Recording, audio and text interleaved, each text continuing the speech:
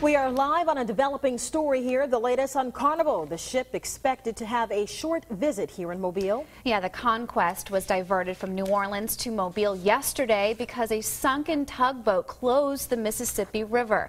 The passengers for the ship's next voyage were bussed in from New Orleans this morning. Our Steve Alexander has been at the Alabama Cruise Terminal today for much of the day, and that's where we find him live with the latest. Hi, Steve. Well, it was supposed to be leaving. The Conquest was at 4 o'clock, and not yet. Haven't heard any horns, haven't heard any whistles. The ship is still here, but you can see kind of like one of those scenes out of The Love Boat where people are starting to come on the railings and everything, getting ready to say bon voyage. But the ship has been here since yesterday, and actually it has been a day of a lot of comings and goings. Chartered buses started rolling in shortly after 10 o'clock this morning. They were filled with passengers, some of them waving for the cameras, who learned on short notice they'd be sailing from Mobile instead of New Orleans. How's everything going? It's okay trip so far? Yeah, why are we going to get on a trip? The bus trip wasn't too bad, huh? Dogs were on hand to check the buses as they entered the terminal. But the general manager of the Alabama Cruise Terminal said the estimated 3,500 passengers would not have to stand in long lines for security clearance. Oh, they will go right on because they have been checked in, they have been screened, their luggage has been screened, and they are totally ready to board. You having a good time so far? Bus trip's okay?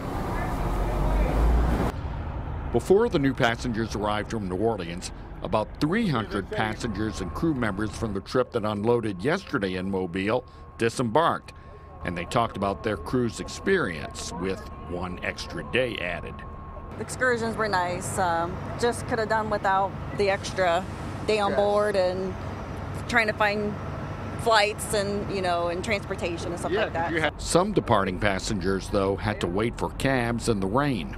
I think there's a whole lot less people looking for cabs. So it seems like they let us know yesterday there were cabs everywhere, and this morning not quite as many. So a little bit of a wait, but I think they just didn't.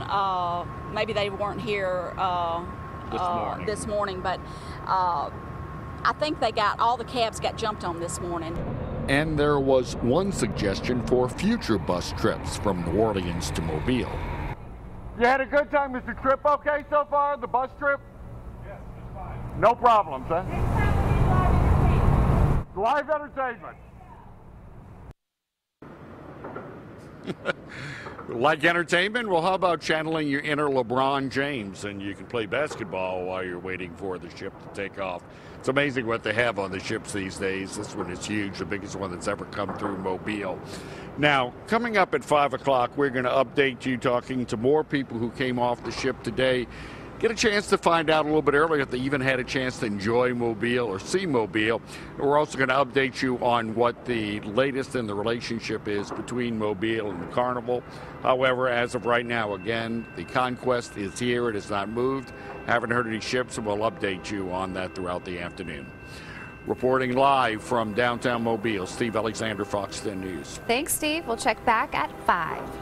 Well, this isn't the first time a Carnival ship has made an unscheduled stop in the port city. Mobile played rescue port to Carnival's triumph back in February. And that's when an engine fire left the ship adrift in the Gulf for days. It was towed to Mobile for repairs. BAE Systems was working on the ship when it broke free during an April windstorm, slamming into another vessel. 2 BAE System employees were thrown into the water during the incident. One was rescued, but 64-year-old John Buster Johnson was killed. Carnival has filed a $12 million lawsuit claiming BAE's mooring equipment was defective. Well, the Alabama Cruise Terminal used to be home to the Carnival Elation. The city has been trying to lure another cruise ship to Mobile since it left in 2009. Meanwhile, the city continues to pay for the $20 million terminal and adjacent parking garage. City leaders were in Miami last month building a case to cruise industry leaders as to why they should consider Mobile. We've been trying to tell them that give us a chance, we'll show you. And if you'll notice, every time Carnival has had a problem, they've always depended on Mobile. We're told cruise ship companies look at three things when decided where to base a ship. That is fuel costs, onboard spending, and ticket price.